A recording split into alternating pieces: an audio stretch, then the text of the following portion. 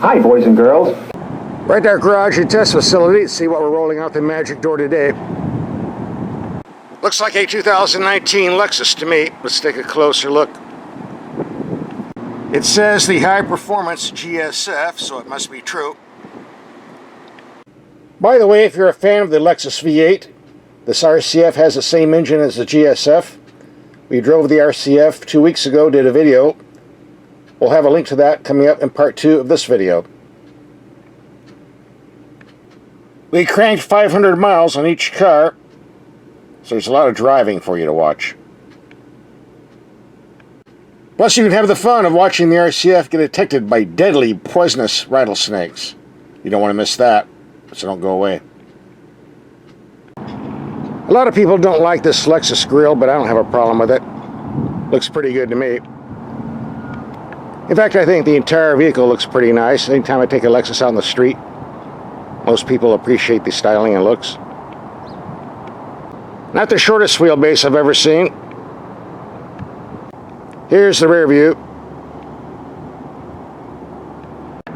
And with these quad exhaust tips is a hint that there's something very powerful under the hood. Let's go take a look.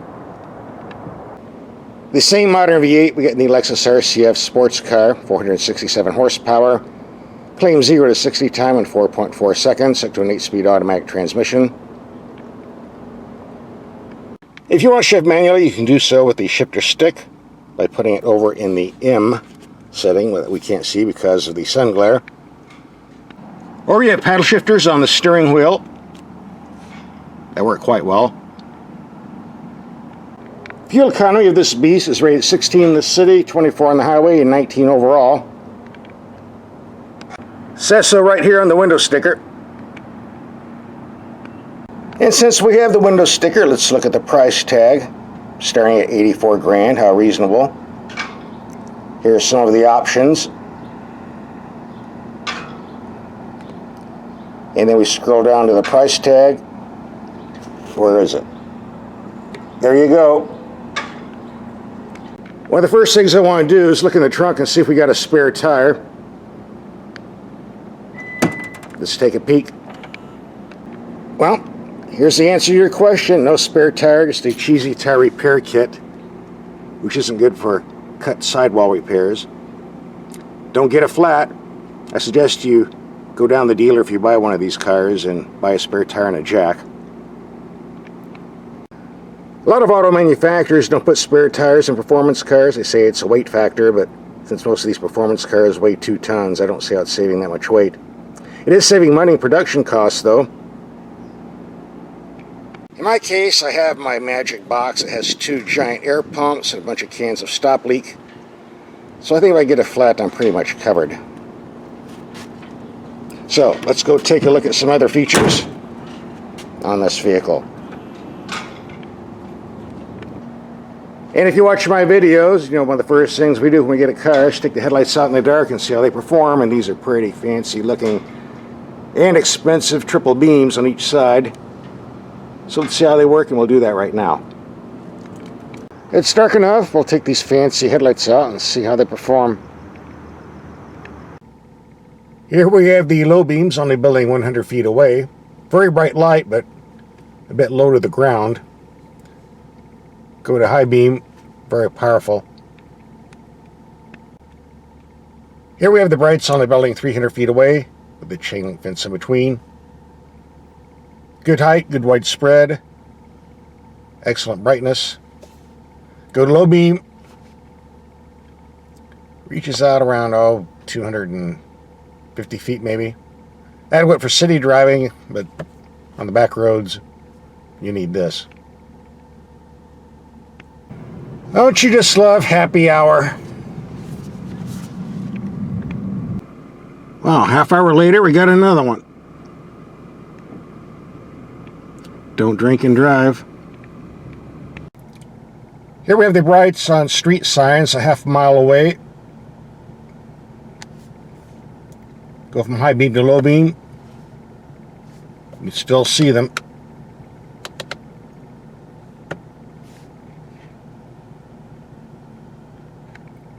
And here you can see the heads-up display reflecting in the windshield. These headlights do a great job of lighting up the road when you're taking tight mountain curves at night. And there's a lot of big, nasty mountain lions out here that don't like getting smacked with a car. It gets them upset. Has a tendency to put a dent in your bumper, too.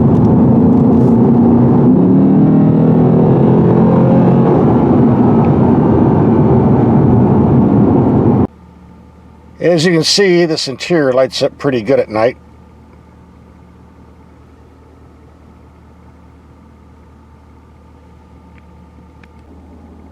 All the controls are lit up and easy to find, even the small ones.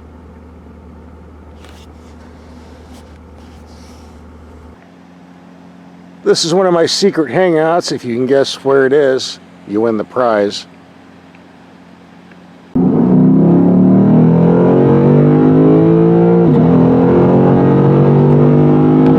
Okay, that's enough fun with the headlights. Let's go back to the daylight before a vampire bat comes out and bites me on the neck. So let's go in the cabin and see what we've got here. Officially, the government in infinite wisdom lists this as a 5-passenger, but in reality it's 4. 2 people in the front on the bucket seats, and 2 full-size adults in the second row seats. You can put a third person in the middle, but I wouldn't want to be that person on a long trip. Some people have been complaining because the rear seats don't fold down to increase the trunk capacity, but you do get this. The secret compartment that goes into the trunk. So you have skis or something long and narrow. There you go.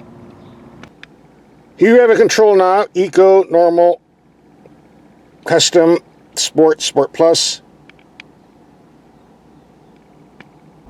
And it shows you on the screen what mode you're in. No, I don't want the map.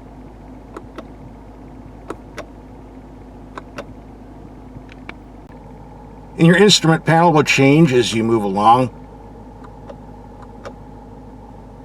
That's a neat feature. It's nice to know what your tire pressures are. It tells you on the screen right here.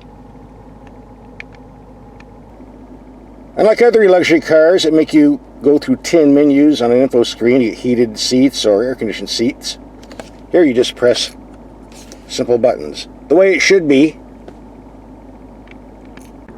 On the right you have a button you press if you're driving in snow. On the left you have the TVD, which stands for Torque Vectoring Differential, Normal Mode, Solid Mode, or Racing Track Mode. It controls the torque distribution between the rear wheels. I won't get into a long, detailed explanation on that. Got to keep these videos short. Many Lexus luxury vehicles are switching over to the finger touch control pad for their infotainment system, which I find very inefficient. Fortunately, we get the older one, the control stick, which is far, far better and offers better control. Just move the stick around and press what you want. That's simple. You want the navigation, there's the magic button, and you get a nice large screen to view it in. If you watch my videos, you know one of the things I do is review the rocker panel width underneath the doors. That's the body work that your pant legs may or may not rub against depending on the width. And these are wide, super wide. And all the dirt, snow, mud on the road gets on here, collects. And when you get out, you rub your pants on it. That's why I'm wearing my gym clothes today. I've seen some wide body work in my day, but I think this is the Guinness World Record. Over a foot.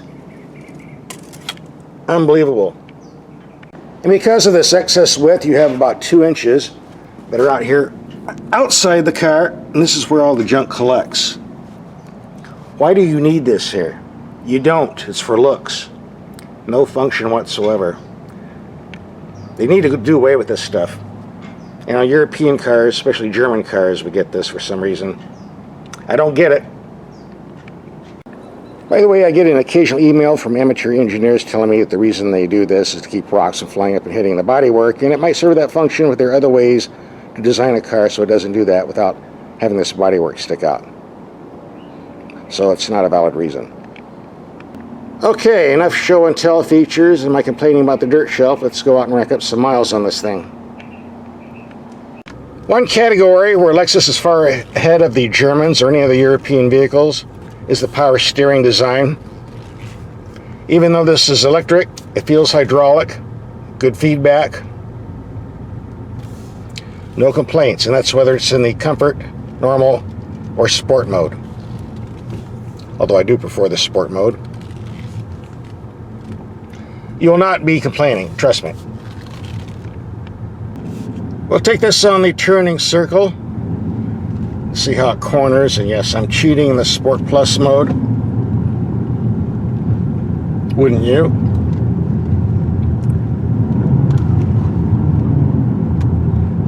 And let's say it passed. As we do in all my videos, we're going to take the speed bumps at 20 miles per hour to evaluate the suspension performance and impact. Let's give it a go. Can't do it on the potholes. They patched those up last week. Here comes bump number 1. Pretty smooth. Number 2. Pretty smooth. Yeah, just run out in front of me, dumbass. Number 3. The big nasty one. Pretty good to me. All of the drunks at the bar next door to my test facility are coming out trying to kill people running stop signs, so we drove around the back lot where there's nobody around. Where we're going to do a couple of 0 to 60 rounds and see if the 4.4 second claim is actually true.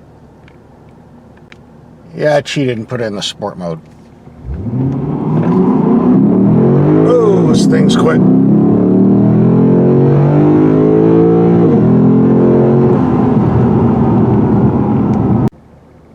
If you have your stopwatch at home, I don't.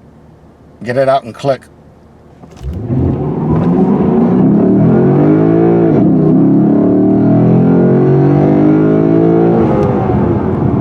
Just 2 things to point out. Number 1, the traction on this trail is pretty bad, lots of loose gravel.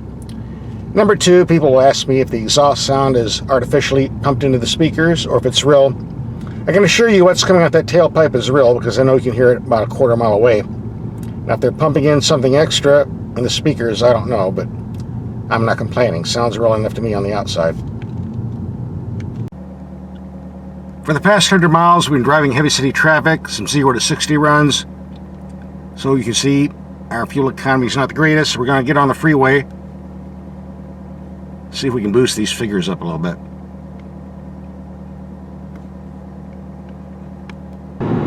These stiff sidewall performance tires are rather noisy on rough pavement, but this is a smooth road, so things are rather quiet. And for most of this trip, I'll be driving in the normal setting.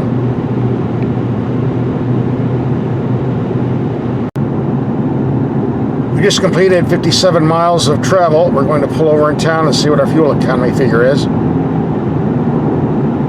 I stand corrected on the mileage. It's actually 54.2 miles.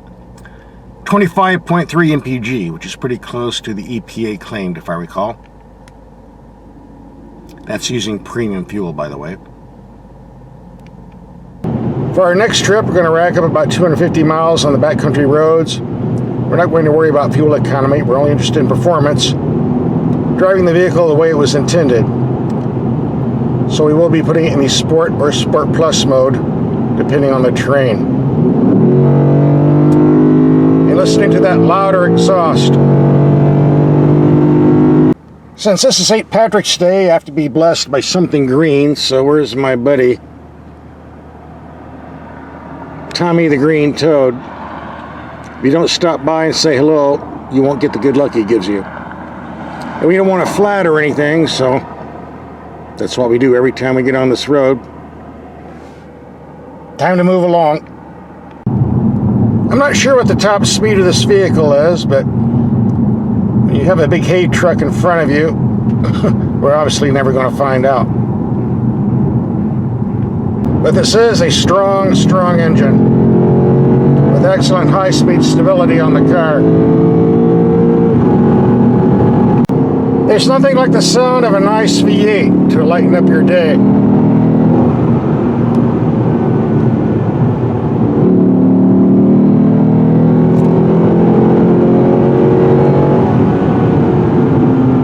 especially when you're hugging a nice country road like this.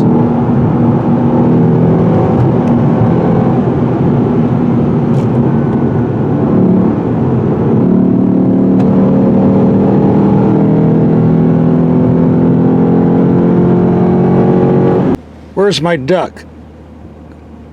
One frog, one duck.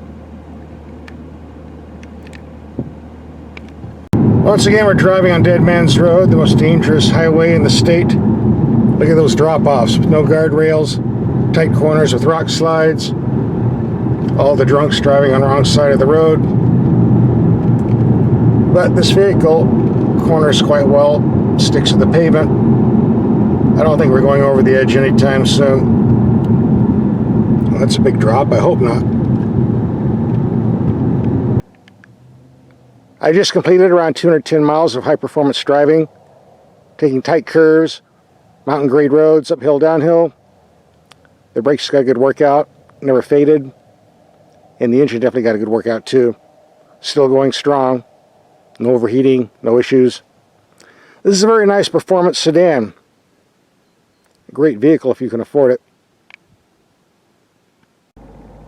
Since we were driving in the Sport and Sport Plus mode the whole time, it's not surprising our fuel economy was 16.8 mpg, but still that's pretty close to the EPA figure for heavy city driving, so I'm not complaining. Looks like we're going to reach our goal of 500 miles of driving. Time to wrap up this video. If you're in the market for a V8 sports sedan and you want something that's not going to fall apart when the warranty goes out, like the money pit European vehicles do, this Lexus GSF should be on your shopping list, at least for a test drive. If you like the idea of a Lexus V8 but don't need all this room, the RCF video coming up might be for you.